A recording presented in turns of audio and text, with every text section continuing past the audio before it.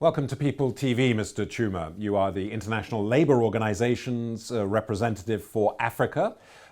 You deal with all matters to do with that particular continent, of course. Now, coming up, the African Union will be holding a summit in September to look at the progress over the past 10 years of employment and the promises that were made back in 2004.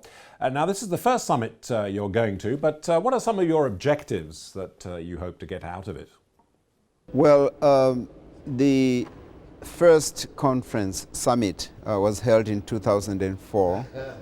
It was heavily supported by the International Labour Organization, specifically the Africa office of the ILO. And our role was to provide technical support, in other words, facilitate the preparation of technical reports and option papers, but we also provided a fair amount of logistic support in 2004. Now, the one planned for September this year is really an assessment of what has happened over the last 10 years, but also define a new set of priorities and strategies to address this question of poverty, of lack of employment opportunities, particularly for young people and women. You mentioned that it's now +10 since Ouagadougou, of course. Will, therefore, this summit coming up be an opportunity to look back over the 10 years and examine the failures as well as the successes? Yes, it's going to do that and more. It will be an assessment of what has been accomplished and also what has not been accomplished. But it will also come up with better ways of ensuring implementation and monitoring and accountability by the various heads of states and government. So it expands on that. Can you give us an indication of whether the past 10 years have been more positive or more negative in your opinion? I know you weren't at the ILO in this particular capacity, of course, during that time, but what have you learnt in your few months in the job? Right. I think by and large, a lot has been accomplished over the last 10 years. I think one of the biggest accomplishments is basically to try and put decent work at the center of development as critical to development. But also we recognize that over the last 10 years, African countries have really grown. The economies have grown significantly. But now I think the issue is what type of growth has been experienced. I think we noticed that a lot of the growth has not in fact generated the high number of decent jobs that had been anticipated, and that we also realized that despite growth, inequalities have increased, not just in Africa. I think globally, as you are aware, there's been a debate around inequality. Mr. Chuma, are you able to sort of point to any particular geographical area, I'm thinking maybe of sub-Saharan or Central Africa, that has been possibly more disappointing in terms of their results over the past 10 years? You mentioned inequality as an example. I think the difference is in degree. By and large, African economies have grown sustainably over the last 10 years. I think that's clear.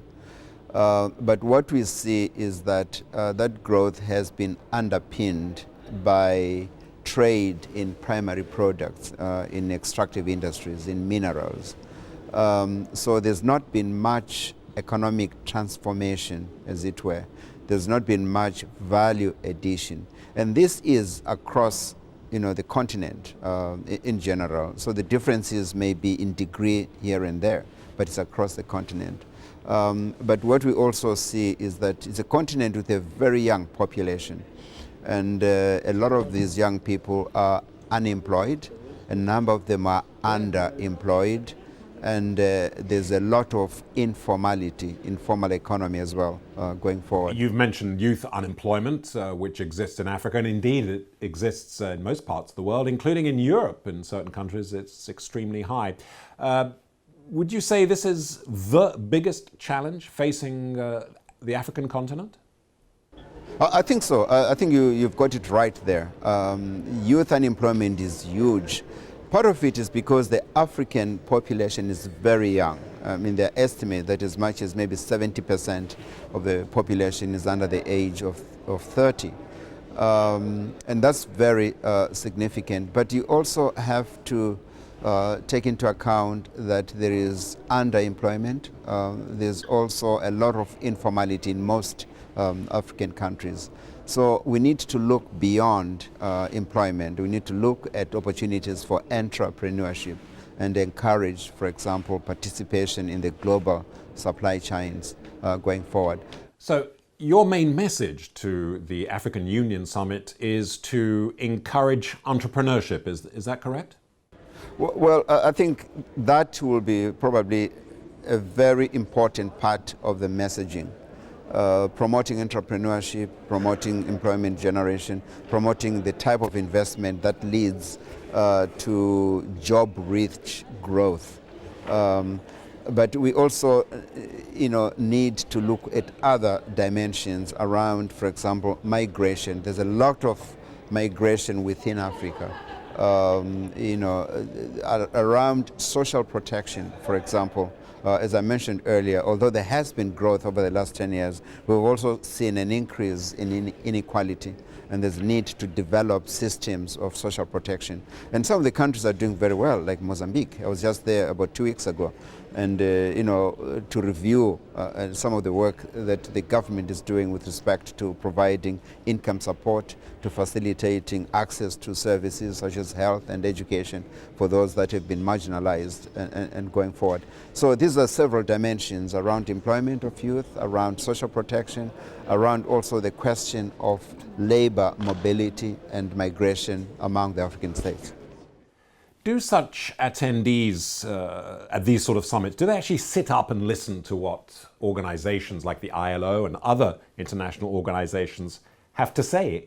Do you actually make an impact at these summits? I think we're listened to. I think we also have to explain that the Ouagadougou meeting actually is owned by the member states of the African Union. Our role is as a significant partner in this, providing technical expertise, but also some logistics support.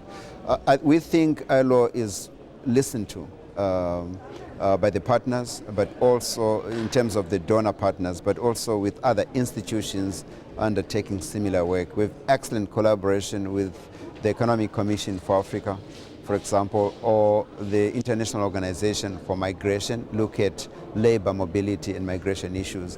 So we do have strategic partnerships on particular issues with various institutions going forward. Well, that's all we have time for, Mr. Chuma. Thanks so much for sharing your views and interesting opinions with us here on People TV. And we wish you a successful summit.